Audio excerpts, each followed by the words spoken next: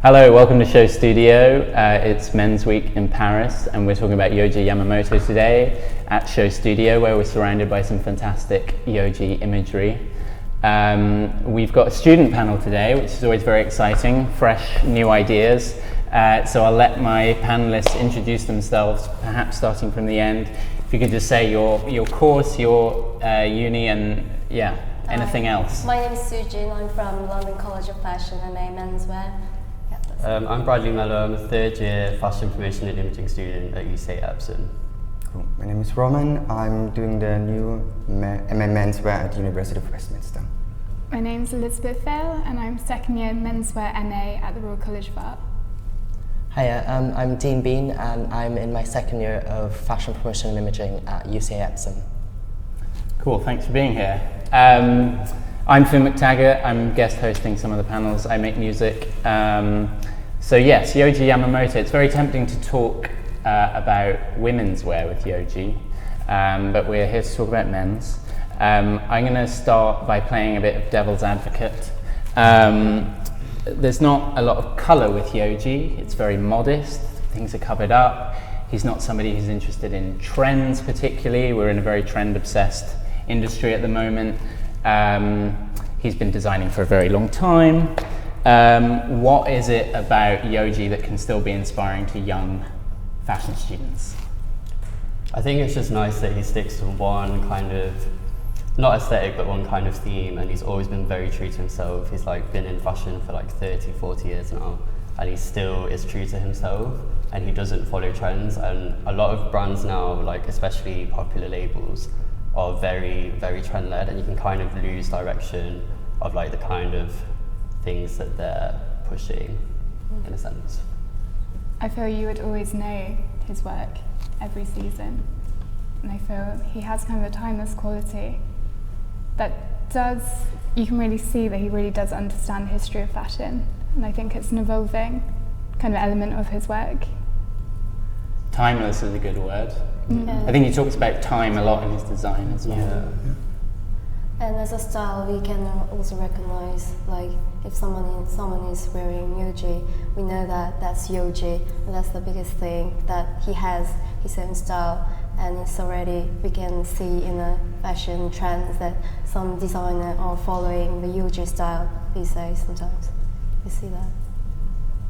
I think that's definitely one of the most interesting things about him, that he is in this industry for such a long time without following a trend and being so successful. I think that's absolutely fascinating, or whatever. I think this could be the dream of everybody, to be true to yourself without changing your design philosophy, and being successful for such a long time.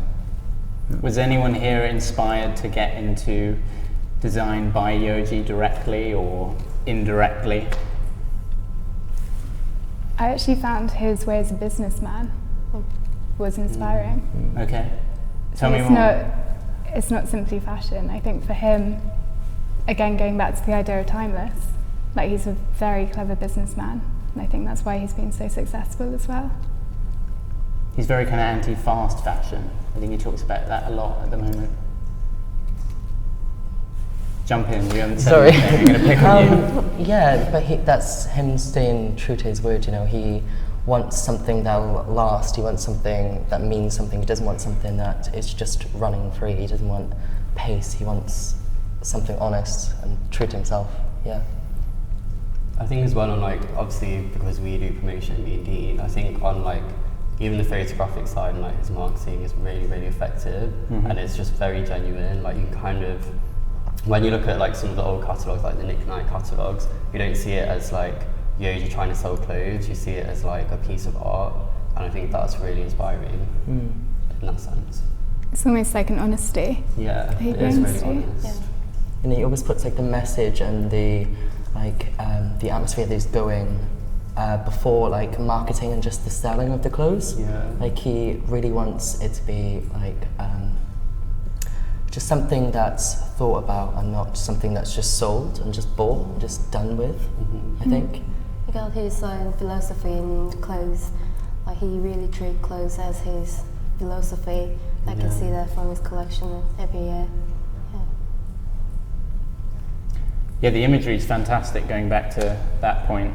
And especially at the time, it seemed very different to what was going on when he turned up in Paris. You have this kind of very, I mean, we're talking about women's wear now, but you have this very kind of sexy Mugler woman in Paris, and high heels and this kind of thing, and he kind of really broke that mold, which I think a lot of the press at the time thought was not very good, but he had a lot of buyers coming to his office.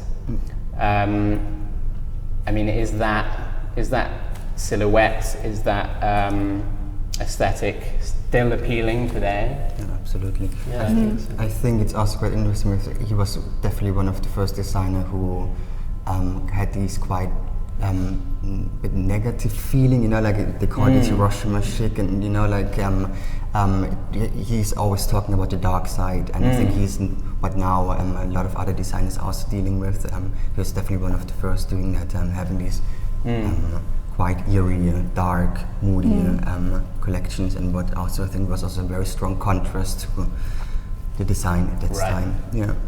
Well, we're wearing, I mentioned this earlier, we're wearing a lot of black on the panel today, which is very much in the spirit of Yoji. Designing with colour, I mean, do you guys enjoy designing with colour? Is it a challenge? For me, I personally like to wear black a lot, and actually from this, for the same reason, like he described why he's designing a lot in black, is because for him the cut is so important, and I think that's also like a black garment. It's a lot of focus about the cut, and I think that's with in a black canvas it comes out the best. And like a poppy or like a really bright red wood can be distracting from the cut, and for him that's very important. So I totally understand why he's using black so much, and yeah, I can absolutely see why and like that about him. Yeah. I think as well his use of black, he creates so many textures and so much depth just using the black that it's almost more exciting than if he was using a rainbow of colours. Kind of, I think that's really clever way of showing it. I think it just highlights the confidence in design as well, that he doesn't really use black, but that he mostly uses black because he really focuses on tailoring his silhouette and fabrication, and it really shines through. Yeah, I mean, it's a good point because he likes to describe himself as a dressmaker rather than a fashion designer. And I'm interested in the kind of education side, or his kind of philosophy on fashion education, and how fashion is taught in the schools you're all in at the moment. He's obviously very interested in the craft and the kind of, he's really well versed on the history of haute couture, and was very much inspired by his mum to get into dressmaking. Is that something that's kind of missing from fashion schools today? Is this kind of trend-obsessed thing really filtering into schools? How's your experience of that, or is there a real sense of the kind of craft behind it still? I think because he studied to be a lawyer before. Yeah, exactly. He went to fashion school, didn't he? And I wonder if, well, now I suppose there's so many fashion degrees compared to the number of jobs in fashion, that maybe that's the problem. There's just too many degrees to choose from across too many unis. I think as well, the whole digital age can be a huge factor in design as well, because I think a lot of people that I know that do design, it's kind of working towards the flat image, so creating cool social media imagery and basically just having a following online. So a lot of the time you'll only see the flat version of it, you won't actually see it in person. And I do think that affects the quality of design in a sense in this day and age. Yeah, we need a depth in fashion, and most of the students these days are trying to get it, but it's hard to negotiate with commercial. So we still need a depth like Yoji, what Yoji is doing now in fashion. I mean, it doesn't seem so commercial today, because I think when we think of commercial fashion today, we think of graphic hoodies or something like that. But he had a very strong following at the time, and people were really buying this stuff. How does thinking about commerce really affect your designs at this early stage? I'm going to pick on you because we haven't heard from you much. Sorry. And also because you're wearing an orange beret. Yes, pop out. I think maybe, yeah. Obviously, who you're selling to is it's a massive thing. It's a massive part of what you're designing and what you're making. But I think you should stay true to yourself. Obviously, look at the clientele and look at who you're targeting, but try and stay true to yourself and not pitch to them, pitch to what you think they would like, maybe? I don't know. Sorry. I think you would encourage people to think like that. Yeah. I don't know, I think everyone in the industry nowadays is just about selling and just marketing and just being really boring. I think fashion is like, it's this art, it's about getting your message across, it's about just putting something into the world that's needed, I think. I'm being a bit generic, but yeah. I think commercials should be celebrated. Exactly, yeah. Like, I think there's a real talent to designing something that someone actually wants to wear. And I think that's what kind of removes it from just being a pure art form. Yeah. It kind of brings another layer into fashion. Needed is a good word. What's needed? I mean, we're often surrounded in fashion by things that aren't needed or necessary. I mean, he's quite interested in kind of second-hand clothing and clothes that have a bit of time in them, things that are timeless. What do you think about that? I think it's massively important, yeah. I think to look at something like secondhand clothes, like, it's amazing because he's trying to do something different. He's trying to slow things down. He's trying to break it out a bit, I think, maybe. And I think it represents like an intellectual customer as well. I think someone that actively, not necessarily buying the new latest collections, but even just going through archive stuff and like searching through eBay and like Japanese eBay and things like that just to pick up like archive Yoji. I think it kind of, it shows an intellectuality apart, rather than like just going to like, I don't know, Selfridges during the new season drop and like buying the latest thing that everyone knows what it is. It's nice to just wear something like, I'm wearing Yoji, but maybe in the street someone might not actually realise it's Yoji, but it's just kind of like this quiet luxury idea. And I think that's really nice. But isn't that what at the moment it's a lot about, that you know that it's an actual season? Yeah, I think it is, I mean, but maybe not with him. I'm not sure if that's necessarily a good thing. I mean, me personally, anyway, I would want to wear something where it's just like, oh, that's this designer, I know how much that costs, I know when it was made, I know what season it's from. I'd rather just someone be like, oh, that's a great jacket, or that's a great pair of trousers, and then you can kind of go in and say, it's this label.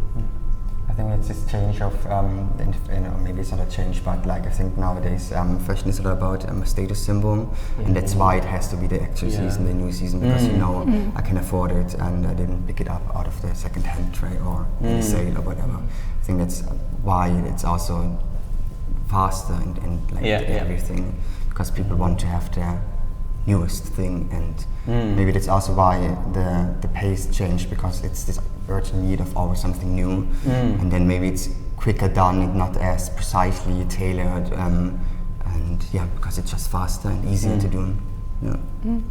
I mean, drops is a new word in our kind of fashion vocabulary. Drops of things, huge lines outside Supreme and things like that for new drops. You don't think of really like a Yoji drop. Although Y3 occasionally flirts with that kind of territory. Yeah. I mean, are young people still wearing Yoji in the street?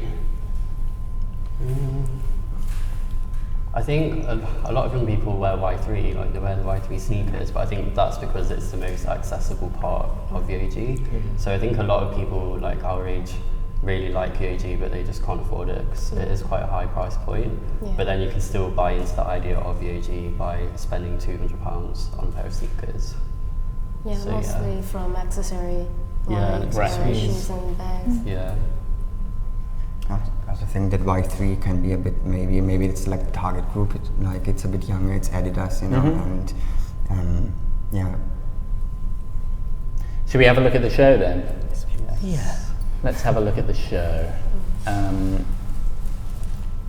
So yeah, jump in with some first reactions.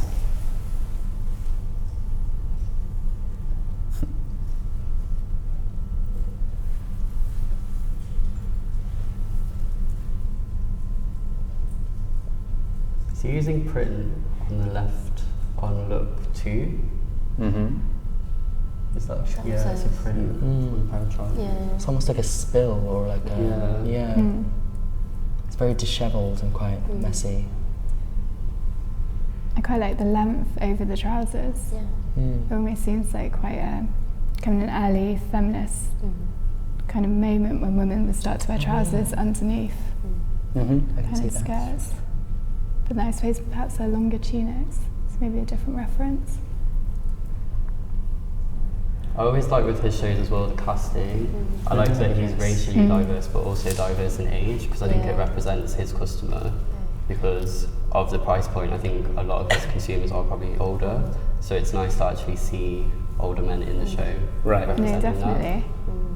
I mean, you always expect to see facial hair and blonde hair in a Yoji show, which becomes quite rare. I mean, I guess that's what I was getting at the beginning as well, is this just an older customer now?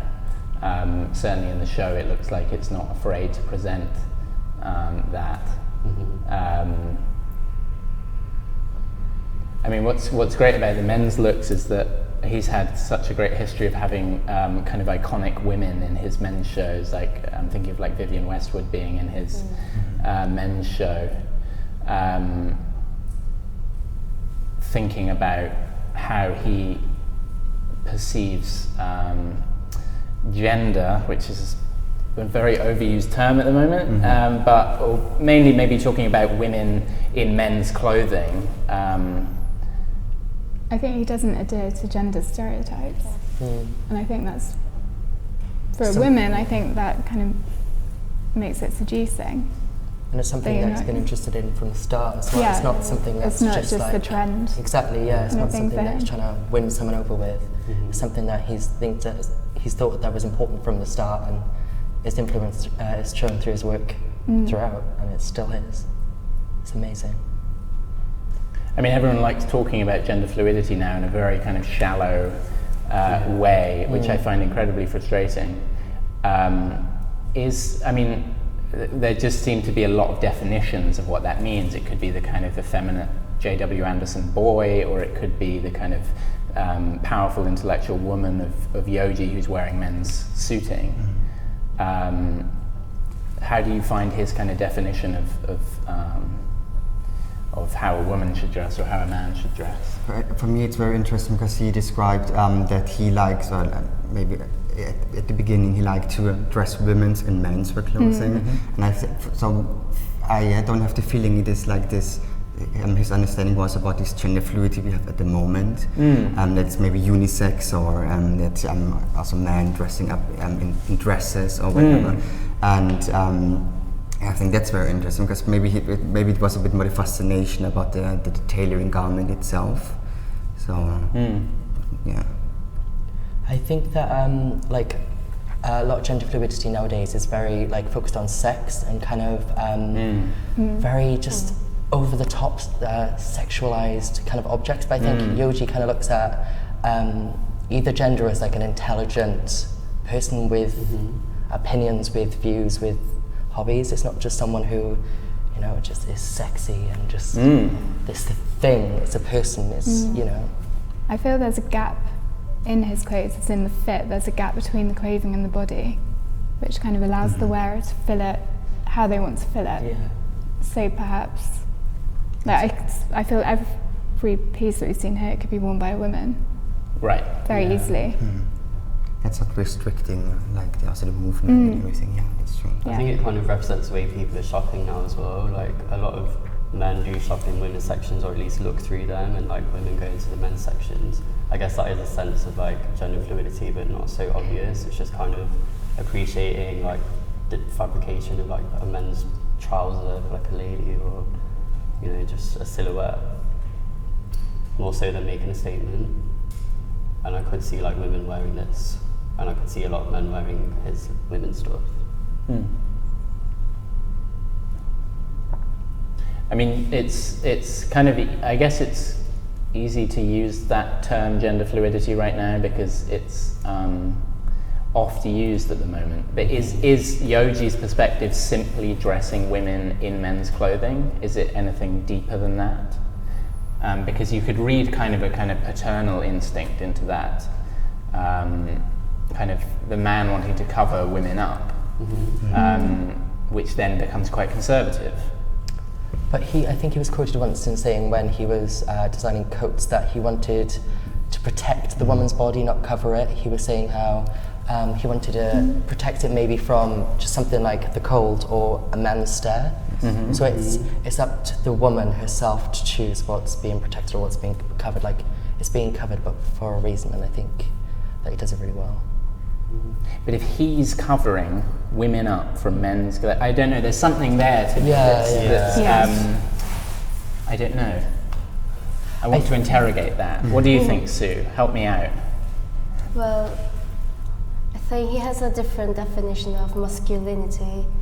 It's not about like I want to dress up men with like women's wear clothes, or I want to style them like a woman, or I want to put on the women's in a men's wear. It's just his definition of masculinity is different.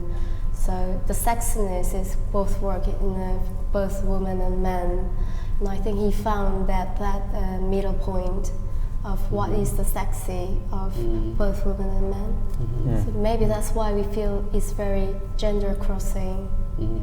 Yeah. I mean, it's a kind of genderless sexiness because it's about intellect and strength rather than body parts. Yeah, and intellect is sexy. Yeah.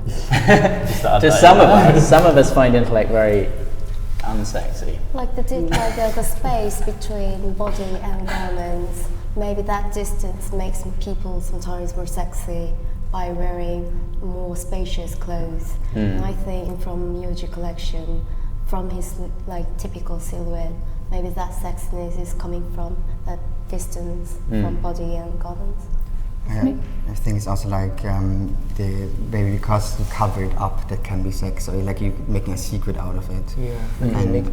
But I also think it could be like the same idea with man, because I heard him once saying that is confused when he's seeing two very good dressed men and like very posh dressed men, and like thinking where am I? So maybe it's actually for both genders, like that the same idea why he's making this layering or whatever.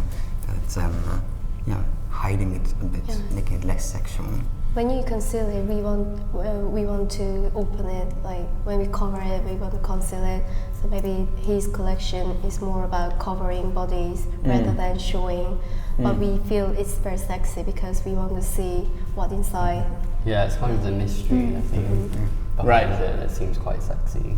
Yeah, I don't think modesty is necessarily oppressive. Yeah. No. I think. Go on, that was a good one. I like that. Keep going. Yeah, I think sometimes it's what you don't reveal, which is more enticing than what you are revealing. But the same way, sometimes revealing clothes can be sexy, and sometimes they can't. Maybe it's more about the wearer than the actual garment. I think it's in general, like if the wearer is very confident, that's just sexy, and No, definitely. And if maybe he giving them the tools to feel confident in yourself and with yourself, and then you're just sexy. Exactly. Yeah, absolutely. Yeah. I suppose it was about equipping people at the time when he came up in Paris with a new way of presenting sexiness that hadn't really been available. I kind of just want to pull up like a Mugler image or like a Helmut Newton photograph to kind of remind us of what he was kind of going against. I'll leave that in some capable hands.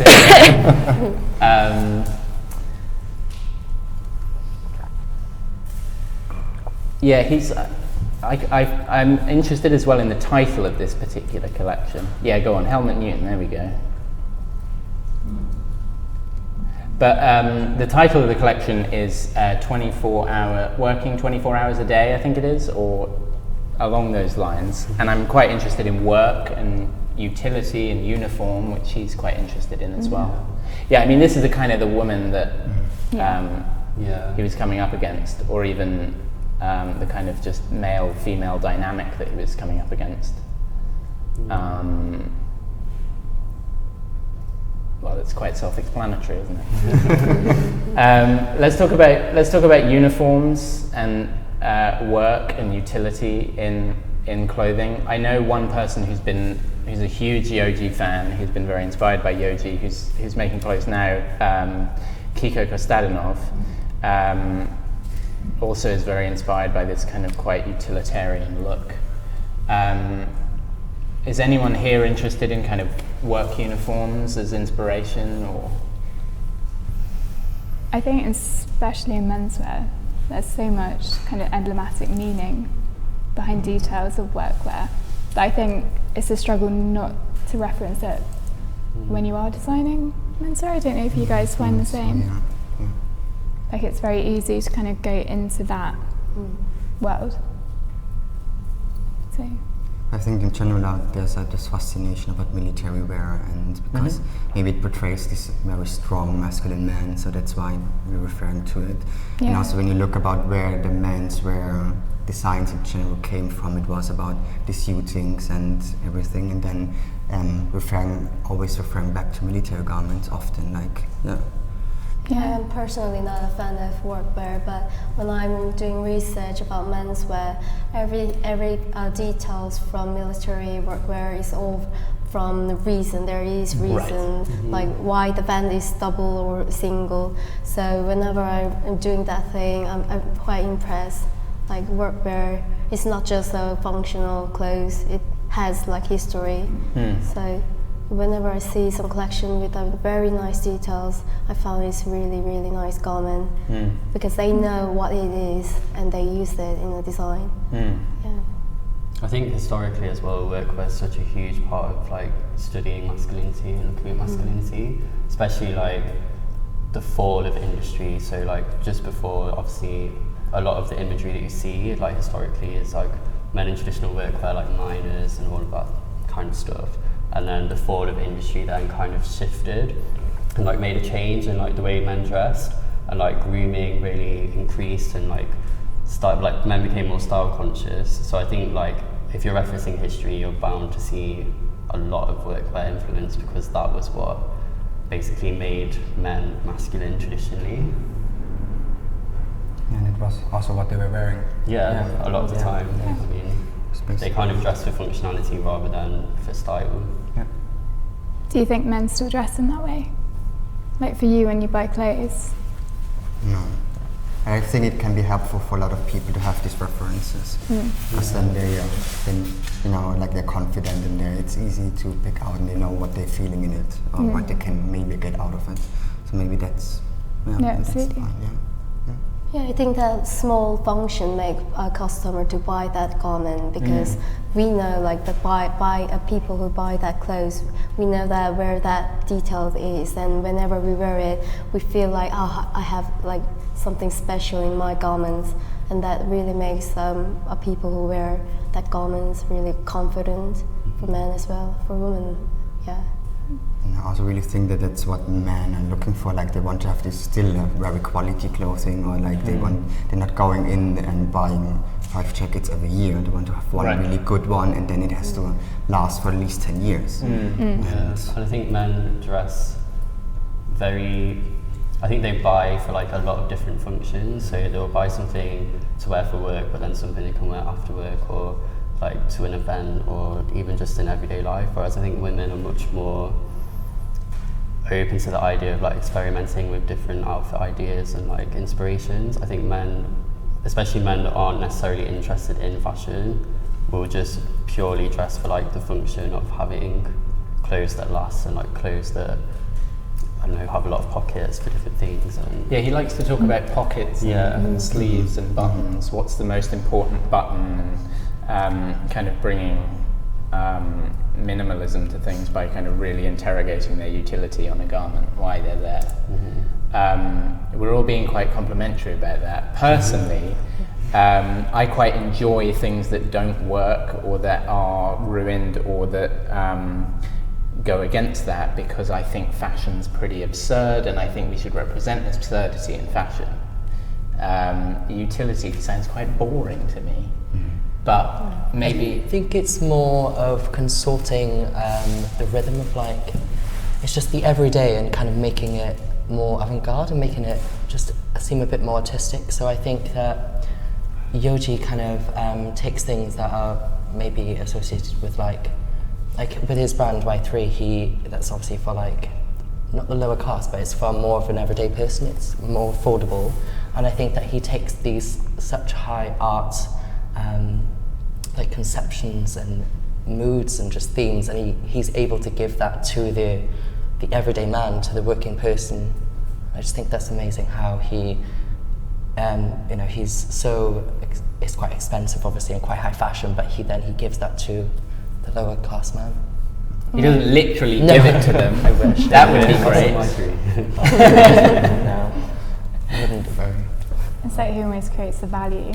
Yeah, and he doesn't, it's not just for the higher class, it's for everyone, I think.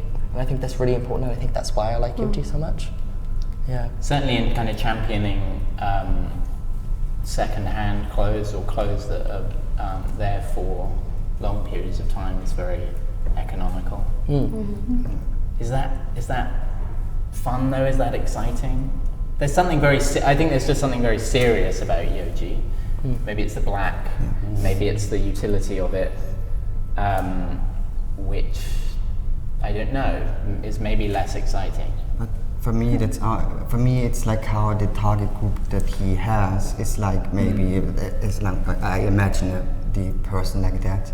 That these are very maybe artistic people. They are interested in fashion but not in trends, and I think and then they just know what to get. And I mean I think it's also a really great achievement that he developed a designer where people collecting in the clothes, right? And but I think then there these kind of people they have this idea of I'm interested in fashion and now I'm really well dressed, but I'm not necessarily into trends. Yeah, I've got a couple. No, go ahead. Oh, sorry. I was just thinking the consumer wouldn't necessarily buy every season. Right. Like it would just be. But then I think he has a very loyal customer at the same time. Like kind of like a Rick or like even Quam, like some of the Quam brands, like they're very loyal customers and they do buy it very often, and they don't really change their style from what I can tell anyway. Like they're not likely to like one season buy like crazy colours or like a print. They're more likely to just buy the same kind of brilliantly designed black pieces, and they kind of maintain the same style. That's what I've noticed anyway. I mean, I have a couple of friends who are complete Yoji archive fanatics, so it's quite intimidating doing this panel because I was thinking about them. And that customer is incredibly loyal to Yoji, and if you know it, you really get it. It's your thing, and you've got archive pieces, and it's very important. I mean, again, I guess going back to the commerce discussion, how do you kind of build that loyal customer? Is it simply from staying true to one design, being very consistent, or can you still do it by reinventing yourself more? That's the question. It is a question. I feel he's so cemented in fashion now that he doesn't need to change every season. He's not like a new designer that has to kind of keep interest. But new designers, I mean, I think if you look at, I don't know, Craig Green, for example, to me that is the same every season, and I think that but he does it so well. Yeah. Sorry, that's when I go crazy and stuff. I mean, I think new designers do like to kind of have their thing. You know, Craig Green's thing is like straps and like you know, wraps, and it's like, oh, it's straps and wraps again. Or you know. But I feel it's so competitive. Right. Like there's so Right. many new designers each season that you have to do something. I think it's And like a maybe- great exercise of branding as well. Yeah. Especially This from time- like a buyer perspective. I think Right. if you have the same kind of aesthetic and thing every season, then it's less risky to buy because it's probably more likely to sell than if you do one thing one season and then completely change Well, that's it. It's riskier, Yeah. and it's less easy to buy. And obviously, yeah, it's a really competitive market. So you really want to make sure those buyers keep coming back to you. And I guess that, oh, you brought up Craig Green. Straps. Lovely. Look how great it is. Straps over it. Yeah, but you know that. Yeah, because I think Dover Street Market will keep coming back and buying Craig Green because they don't look at it and go, "Oh, we've got to sell this to a completely different person." Is that not quite oppressive? And you know, I think about when going back to kind of Yoji, it's very consistent. For me, I always have the feeling it's this avant-gardistic feeling around it. Maybe that just keeps on being fascinating. You know that I think it's also the same with Wave 3, but in a different sense. It's more technical, and here it's much more a bit darker and more eerie, but it still feels avant-gardistic in a way. And I think What's that word, sorry? Avant-gardistic, or I don't know how to. Okay. Maybe is it wrong? I don't know. I don't have know. no idea what you're saying. Avant-garde. Avant-garde. Avant-garde. I Yeah, got it. yeah. Sorry, I Germanized it a bit. Sorry. No, that's great. I mean, like Craig Green, people say he's always using strips and reps, and some people say it's boring, but like for him in this time to set up like his own image, and we know that Yoji did this for years and years. Yes. So we know him, like what he wants to make a visual, what he wants to make is a visual. So yeah, like Craig Green is trying to make that visual imagery for customer, and we'll see like after a few years if still everybody loves that visual. Right. Yeah. I mean, the great thing about Yoji is that he often hands a lot of control, creative control, over to people when he's working with them. Yeah. Thinking about the images we're surrounded by here, Nick Knight, Peter Saville stuff. It was very much about trusting somebody with the clothes. Yeah, I think like fashion is not anymore about just one piece of clothes. It's about like they do a lot of work, artwork, film, whatever. It's all about like the atmosphere of that designer. So we are actually paying for that thing, not actually one clothes. Yeah, it's like buying into the world, the Yoji world. And I think that's partly because of the digital age. Like, sorry to talk about it again, but you know, because there's so much more expected of a brand now. It's not just physically, you know, having a collection and then a campaign and then maybe seeing a bit in editorial. It's like you have to have the whole social media side. You have to have events and people wearing it, celebrities wearing it. Like, there's such a pressure now, I think. Yeah, it's not purely about the clothes. Yeah, like it used to be, but just now it's not. I mean, to be fair, this is pretty adventurous on the side of prints. And how are we responding to the prints? It does look very utilitarian, especially 34. It looks kind of camo to me, but I think it's because I'm quite far from the screen. Sorry. I really like the contrast between 35 look. I just really like the different prints. I like the balance that he always plays with again. It's really nice. And I think it's good, like, looking at it as separates as well. Like, you can see yourself wearing like one particular piece rather than just a full look. He does often talk about this difference between styling and design. There are a lot of designers who are, you know, very talented stylists who really give you this sense of how dramatic the clothes can be worn just by putting them all together very effectively. When you guys are working with clothing, is styling in your mind as you're designing, or Has to work in the both same time, I think. Right. Like, yeah. While we're designing not just about one piece of garment, we also have to think about how it's gonna be like in total visual clothes. So styling and design has to work in the same time, and he's doing that thing very great. Yeah.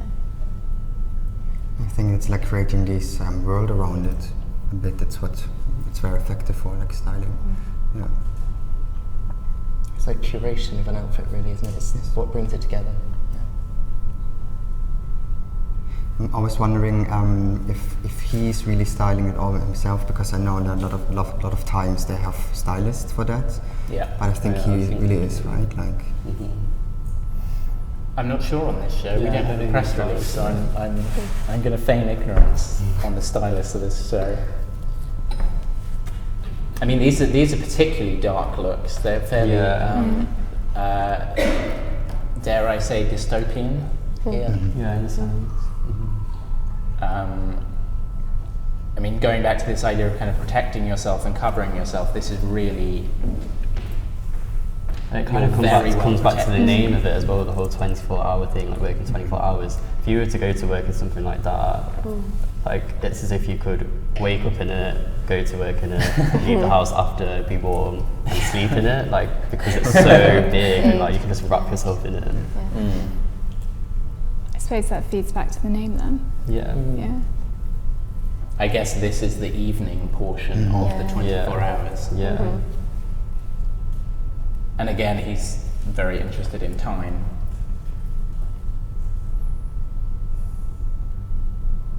How do we feel about facial hair? It just always sticks out to me about Yoji's show. It's always going to be bearded men. I don't know. It's rare, is it not? It is pretty rare. In a kind of youth-obsessed industry. Yeah. I mean, you have like 15-year-olds on runways now. Yeah, that's very true. I think maybe it is just to kind of show the contrast. Like you say, there's normally 15-year-old boys on the runway. I think he probably, with the older models he uses, maybe uses big beards as like a statement to say like, I'm using older models and I have an older customer. Maybe that's a very generic thing to say, but. Maybe that's his man. Yeah. Maybe that's his man. Bearded, older guy. That's him actually. Like he. Right. Right. Right. Yeah. But maybe it's like these having two people on the catwalk, and I mean other brands maybe with younger people, and he has his customer and his true people on the catwalk. Yeah. I mean, it's him. I always find it very worrying when designers don't wear their own clothes. I find it very strange. And Yoji looks like the Yoji man. Do you guys wear your own clothes? For me, it's really it's the dream man. I don't know, like the style I'm wearing, like I'm designing for, and I really rarely wear my own clothes. Really? Never actually. No. Really? But it's also like even if I'm trying them on, it doesn't feel right. Right. And then I see it on a person where I think like, yes, that's a really good personality or whatever. Then it just fits. And so Do you design for a specific person, or do you kind of view it as like consciously I would maybe? wear that? Yeah. I'm sometimes starting to design like something for me, or think like, I could wear that, and then I'm trying it on when it's finished. I think like, no, not me. So I don't know. I do gift clothes, but I would never wear my own clothes. But I don't know if that's purely because I'm a woman. Maybe it's more about the fit instead of the clothing. I think what I like, and what I'm designing is totally different. Right. In a totally different section, so it's hard to wear them. Yeah. Because maybe I have when we design, we have certain men. That's not us. Right. Some people they design like their wardrobes. Right. Yeah. Maybe Yoji is. Yeah. Yeah. Yes. Yeah. But the kind of, I suppose the Yoji woman is I come back to this idea of him kind of dressing and protecting women. And I know he had his relationship with his mother, who was a dressmaker, was very important to how he got into fashion. Maybe it gets a bit too psychological to go right into this stuff, but I always kind of like to interrogate a designer's intention, especially when it is about a man dressing a woman or women dressing men. I find that kind of the psychology behind that quite interesting. Because I make clothes sometimes, but it's purely for my own personal wearing, and maybe it's, I don't know. It's just something I'm not used to with people wanting to dress other people. What is that impulse? It's about people's perceptions, isn't it? It's kind of about forcing your own perceptions onto them, really. It's quite arrogant, but... No, it is quite arrogant. It could be, yeah. It could be something quite caring, though. I mean, we're kind of guessing that he's doing it to control these women, but he might be doing it to empower and to protect these women. We are kind of looking at the bad sort of side, I guess. I think sometimes it's about sharing intimacy. Yeah. Like if you create something by hand and you're kind of giving it to someone else, you're kind of creating a dialogue between the garment, yourself, and the wearer, which I think maybe designers, like that's a natural, kind of without thinking about it too much, but maybe psychologically that's where it's stemming from, the idea of giving something to someone. That's beautiful, I love that. Yeah, I like that.